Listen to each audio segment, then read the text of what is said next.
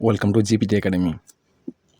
প্রিয় শিক্ষার্থীরা, আজকে আমি তোমাদের চতুর্থ শ্রেণীর আমাদের পরিবেশের তোমাদের 2025 রায়মার্টিন প্রশ্নবিচিত্রার তোমাদের দ্বিতীয় পর্যায়ক্রম মূল্যায়নের যে মডেল স্কুলগুলো আমি ইতিপূর্বে শুরু করেছি, আজকে আমি তোমাদের 4 নম্বর মডেল স্কুল সম্পূর্ণ সমাধান করব।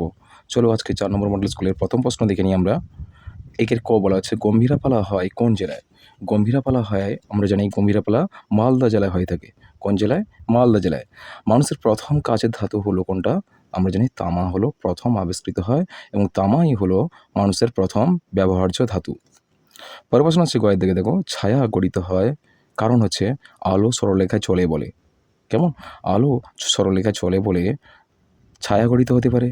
আলোর পথে যদি কোনো বাধা সৃষ্টি হয় বা অস্বচ্ছ বস্তু বা মাধ্যম সৃষ্টি হলে তখন ছায়া সৃষ্টি হবে। কেবলমাত্র অস্বচ্ছ বস্তুর উপর ছায়া সৃষ্টি হবে, কিন্তু কোনো স্বচ্ছ বস্তুর উপর ছায়া সৃষ্টি হতে পারে না। চলো পরের প্রশ্ন দেখি আমরা। ঘয়ের দিকে দেখি, সপ্তর্ষি মণ্ডল দেখা যায় কোন আকাশে?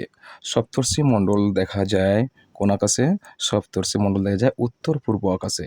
উত্তর পূর্ব আকাশে সপ্তর্ষি মণ্ডল দেখা যায়। মানুষ প্রথম আগুন জ্বালিয়েছে কিভাবে?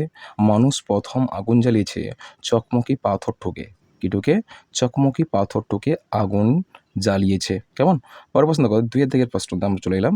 শূন্যস্থান পূরণ করো। 2 এর ক দেখছে, হাওড়া ও কলকাতা শহরের মধ্যে যোগাযোগ স্থাপন করেছে ড্যাশ সেতু। হাওড়া সেতু। হাওড়া সেতু। হাওড়া সেতুর অপর নাম হচ্ছে রবীন্দ্র সেতু। হাওড়া সেতুর অপর নাম মনে রেখো, রবীন্দ্র সেতু। 2 এর ক্ষয়ের দিকের প্রশ্ন দেখো, সর্দি ও কাশি সারাতে ড্যাশ পাতা ব্যবহার করা হয়? তুলসী পাতা ব্যবহার করা হয়। সর্দি ও কাশি সারাতে তুলসী পাতা ব্যবহার করা হয়। রেল ইঞ্জিন কারখানা আছে কোথায়? আছে চিত্তরঞ্জনে। কোথায়? চিত্তরঞ্জনে।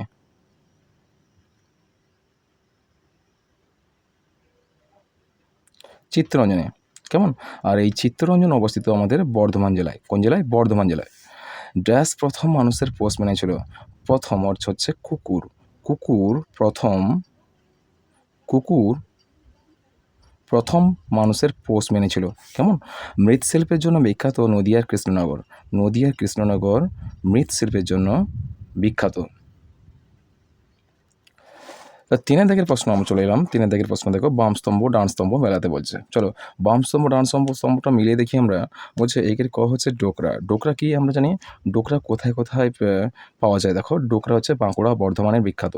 ডোকরা হচ্ছে বাঁকুড়া বর্ধমান। সিল্কের শাড়ি হচ্ছে গিয়ে বাঁকুড়ার বিষ্ণুপুর। সিল্কের শাড়ি হচ্ছে বাঁকুড়ার বিষ্ণুপুর। তারপর হচ্ছে গালা শিল্প হচ্ছে পুরুলিয়ার ঝালদা। গালা শিল্প হচ্ছে পুরুলিয়ার ঝালদা। মহাকাশচারী প্রথম প্রাণী হচ্ছে গিয়ে লাইকা নামে একটা কুকুর। মহাকাশচারী প্রথম প্রাণী হচ্ছে লাইকা নামে একটি কুকুর। পরবর্তী গ্রাসনালীর শেষ অংশকে কী বলা হয়? পাকস্থলী বলা হয়। গ্রাসনালীর শেষ অংশকে কী বলা হয়? পাকস্থলী বলা হয়। এই হলো তোমাদের বাম দিকের সঙ্গে ডান দিকের স্তম্ভ মেলাবার প্রশ্নগুলো সমাধান করলাম। পরের প্রশ্ন দেখো, 4 দিকের প্রশ্ন চলে এলাম আমরা। 4 দিকের প্রশ্ন কি বলছে দেখো, 4 ক বলছে ঋষি বশিষ্ঠের স্ত্রীর নাম অঙ্গিরা। এটা সম্পূর্ণ ভুল। আর সঠিক হচ্ছে তোমাদের অরুন্ধতী। কি হচ্ছে? অরুন্ধতী হচ্ছে সঠিক। অরুন্ধতী। আর টুসু পরব হয় পৌষ মাসে, এটা কিন্তু সত্য। টুসু পরব হয় পৌষ মাসে। চাঁদ সূর্যের চারিদিকে অনবরত ঘুরছে। চাঁদ সূর্যের চারিদিকে নয়, চাঁদ পৃথিবীর চারিদিকে অনবরত ঘুরছে। চাঁদ পৃথিবীর চারিদিকে অনবরত ঘুরছে। কেমন? সঠিক উত্তর পৃথিবী হবে। এটা হচ্ছে ভুল। বেশ, পরের প্রশ্ন দেখো, ব্রোঞ্জ হলো লোহার আর টিনের মিশ্রণ। ব্রোঞ্জ হলো লোহা ও আর টিনের মিশ্রণ। এটা কিন্তু ভুল। সত্য হবে তামা ও টিনের মিশ্রণ। কি আছে? তামা ও টিনের মিশ্রণ। টিনের মিশ্রণে কী তৈরি হয়? ব্রোঞ্জ তৈরি হয়। কেমন? পরের প্রশ্ন দেখো, দুপুর 12টার সময় ছায়ার দৈর্ঘ্য সবচেয়ে ছোট হয়। অবশ্যই ছোট হয়, সত্য। দুপুর 12টায় ছায়ার দৈর্ঘ্য সবথেকে ছোট হয়। কেমন? আর সবথেকে বেশি হয় সকালের দিকে কিংবা বিকালের দিকে ছায়ার দৈর্ঘ্য সবথেকে বেশি হয়। কেমন? পরের প্রশ্ন দেখো, মানুষ আগুনের ঝলসানো খাবার খাওয়ার কী কী সুবিধা বুঝতে পেরেছিল? দেখো, মানুষ প্রথম আগুন যখন আবিষ্কার করলো চকমকি পাথর ঘষে, তখন কি করলো? তখন মানুষ আগুনের ব্যবহার বুঝতে শিখলো। এছাড়াও এর আগে যখন জঙ্গলে দাবানল লাগতো, তখন সেই পোড়া মাংসকে দাবানলের সাহায্যে মানে ঝলসানো পশুদের মাংস যখন খেলো, তখন তারা সুস্বাদু বলে অনুভব করলো। আর তারপর থেকে তারা মানুষ আগুনে ঝলসানো খাবার খাওয়ার একটা সুবিধা অনুভব করতে লাগলো। দেখো, এখানে দেখো, মানুষ দুটি চকমকি পাথরের ঠোকাঠুকি থেকে আগুনের ফুলকি জ্বলে ওঠা দেখে আগুন আবিষ্কার করেছিলেন। আগুন আবিষ্কারের পর মানুষ এখনকার মতো রান্না খেতে শেখেনি, কিন্তু আগুনে খাবার ঝলসে নিতে শিখেছিল। ঝলসে নিলে খাবার নরম হয়ে যায়, জীবাণু মরে যায়। তাহলে আগুনে ঝলসে নিলে কী হয়? খাবার নরম হয়ে যায়, জীবাণু মরে যায়, জীবাণু কী হয়ে যায়? মরে যায়, এবং সেগুলি হজম করার ক্ষেত্রে সুবিধা হয়। কেমন? কাঁচা থেকে ঝলসানো বা পোড়া খাবার খেতেও সুস্বাদু লাগলো। কেমন? চলো, পরের প্রশ্ন কী আছে দেখে নিই আমরা। পরের প্রশ্ন বলা হচ্ছে যে নদীর ধারে জনবসতি গড়ে ওঠার কারণগুলি কী কী? আমরা জানি নদীর ধারে প্রথম সভ্যতা গড়ে উঠেছিল। আমাদের দেশের হরপ্পা সভ্যতা, মিশরীয় সভ্যতা, যাই বলো না কেন, চীন দেশের সভ্যতা, এই পৃথিবীর যত সভ্যতা গড়ে উঠেছিল, সব সভ্যতা কিন্তু নদীর ধারেই গড়ে উঠেছিল। আর এই নদীর ধারে গড়ে ওঠার সুবিধা, এক নম্বর হচ্ছে জলপথের সুবিধা। তারপরে হচ্ছে জল থেকে খাদ্য আহরণের সুবিধা, যেমন মাছ, যাতায়াত বা ব্যবসা বাণিজ্য, সব কিছু কিন্তু নদীকে কেন্দ্র করে প্রথম গড়ে উঠেছিল। যেটা পথে অসম্ভব ছিল, দুর্গম পথ, তারপরে ঘন জঙ্গল, হিংস্র জন্তু জানোয়ারের হাত থেকে বাঁচার জন্য মানুষের সভ্যতা কিন্তু সেই নদীর ধারে গড়ে উঠেছিল, যা কিনা অনেকটা সুবিধা হয়েছিল মানুষের জীবনযাপনের ক্ষেত্রে। এখানে দেখো, নদীর ধারে জনবসতি সৃষ্টির ফলে জলপথে যোগাযোগ ব্যবস্থাটা সুবিধা হয়েছিল। তাহলে কি হয়েছিল আমাদের? তাহলে আমাদের ১ নম্বর পয়েন্ট তোমরা দেবে যে নদীর ধারে বসবাসের ফলে প্রথমে জলপথের সুবিধা হয়েছিল। তারপরে ২ নম্বর হচ্ছে মাছ ধরার ক্ষেত্রে, অর্থাৎ মাছ ধরার ক্ষেত্রে এবং খেতে জল দেওয়া, ক্ষেত মানে কি? জমিতে জল দেওয়ার ক্ষেত্রে সুবিধা পাওয়া গেল। তারপরে ৩ নম্বর হচ্ছে বাড়ির কাছে নদী থাকলে নৌকো চালানোও যায়, ব্যবসা বাণিজ্যও করা যায়। আমি আগে পূর্বে ১ নম্বরে বলেছি, জলপথে যোগাযোগ ব্যবস্থা, তারপরে ব্যবসা বাণিজ্য, বাড়ির কাছে নদী থাকলে নৌকো চালানো যায়, ফলে জিনিসপত্র এক জায়গা থেকে অন্য জায়গায় সহজে বয়ে নিয়ে যাওয়া যায়। কেমন? এবার হচ্ছে তাছাড়াও ব্যবসা বাণিজ্যের উন্নতি ঘটতে থাকে। কেমন? পরের প্রশ্ন বলা হচ্ছে ভেষজ উদ্ভিদ কাকে বলে? কি বললাম? দেখো, তোমাদের এই গয়ের দাগের প্রশ্নটা দেখো, ভেষজ উদ্ভিদ কাকে বলে? দুটি ভেষজ উদ্ভিদের নাম লেখো। দেখো, ভেষজ উদ্ভিদ কাকে বলে এখানে দেখে নাও তোমরা। আমাদের চারপাশে যে সমস্ত উদ্ভিদ রোগ নিরাময় করতে সাহায্য করে তাদের ভেষজ উদ্ভিদ বলে। কেমন? কি বললাম? আমাদের চারপাশে যে সমস্ত উদ্ভিদ রোগ নিরাময় করতে সাহায্য করে তাদের ভেষজ উদ্ভিদ বলে। এমন কোনো গাছ প্রায় নেই যা গাছের মধ্যে এইটুকু লিখবে তোমরা, ভেষজ উদ্ভিদ কাকে বলে, এইটুকু তোমরা লিখবে।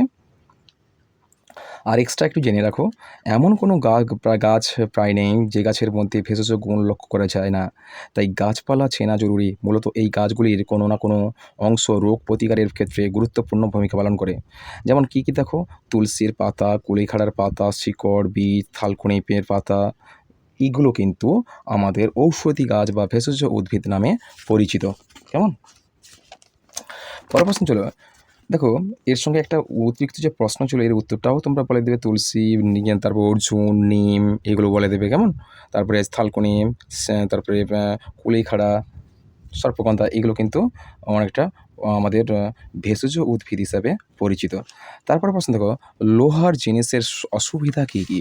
চলো আমরা দেখি লোহার জিনিসের অসুবিধাগুলো কী কী। দেখো, লোহার জিনিসের অসুবিধাগুলো মূলত আমরা জানি, লোহার জিনিস তাড়াতাড়ি মরচে পড়ে নষ্ট হয়ে যায়। সেই কারণে লোহা ব্যবহারে অনেকাংশে অসুবিধা হতে পারে। আর ২ নম্বর দেখো, লোহার জিনিস ভারী হওয়ায় তাকে এক স্থান থেকে অন্য স্থানে নিয়ে যাওয়া অনেকটা কষ্টকর। কেমন? আর ৩ নম্বর তোমরা দিতে পারে যে লোহার জিনিস যে অতিরিক্ত শক্ত হওয়ার কারণে সহজে তাকে ভাঙা যায় না। কি বললাম? বা মোড়া যায় না, বা নতুন কোনো জিনিস তৈরি করা যায় না। কেমন? যে কি বললাম? লোহার জিনিস অতিরিক্ত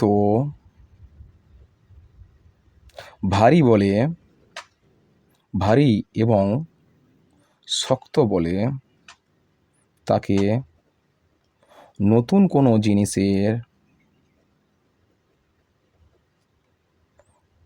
জিনিসের অবয়ব করা অনেক কঠিন। কেমন? বেশ, এটা তোমাদের দেওয়ার কোনো প্রয়োজন নেই, দুটো পয়েন্ট দিলে হবে। লোহার জিনিস তাড়াতাড়ি মরচে পড়ে যায়, পড়ে নষ্ট হয়ে যায়। আর 2 নম্বর হচ্ছে লোহার জিনিস ভারী হয়, তাকে এক স্থান থেকে অন্য স্থানে বয়ে নিয়ে যাওয়া অনেক কষ্টকর। কেমন? এই দুটো পয়েন্ট দিলে তোমাদের হয়ে যাবে। কেমন? চলো পরের প্রশ্ন দেখি আমরা। মানুষ প্রথমে কী দিয়ে চাকা বানাতো? আমরা জানি মানুষ প্রথম কাঠ দিয়ে চাকা বানাতো। কী দিয়ে? কাঠ দিয়ে চাকা বানাতো। বাস ও মোটর গাড়িতে রবারের চাকা কেন লাগানো হতো? যে বাস ও মোটর গাড়িতে রবারের চাকা লাগানোর সুবিধা হলো এই যে খুব তাড়াতাড়ি গড়তে পারে। কেমন? চলো আমরা অ্যান্সারটা একটু দেখে নিই ভালো করে। এখানে দেখো রবারের চাকার সুবিধাগুলো কী কী। এই একই অ্যান্সার, একই রকম অ্যান্সার প্রায়। দেখো রবারের চাকার সুবিধাগুলি হলো রবারের চাকা তৈরি হয় যানবাহন খুব তাড়াতাড়ি চলতে শুরু করলো বা চলতে শুরু করে। আর 2 নম্বর হচ্ছে চাকায় হাওয়া ভরা থাকায় চাকা হালকা হলো এবং ঝাঁকুনি কমলো। অর্থাৎ চাকায় হাওয়া ভরা থাকলে গাড়িটা বা মোটর গাড়ি কিংবা বাস গাড়ি অনেকটা হালকা হলো এবং গাড়ির যে ঝাঁকুনি তা অনেকটা কমে গেল। কেমন? এই দুটো পয়েন্ট দিলেও চলবে। চলো আর কিছু আছে? আর কিন্তু এই তোমাদের 4 নম্বর মডেল স্কুলের আর কোনো প্রশ্নই থাকলো না, সবগুলো আমি করে দিলাম। এরপরের ভিডিওতে আমি তোমাদের জন্য নিয়ে আসবো 5 নম্বর মডেল স্কুলটা সম্পূর্ণ সমাধান করব। আর আজকের এই পর্যন্ত তোমাদের জন্য আমি তোমাদের সঙ্গে আমার দেখা হবে আমার পরের ভিডিওতে। চলো বাই বাই।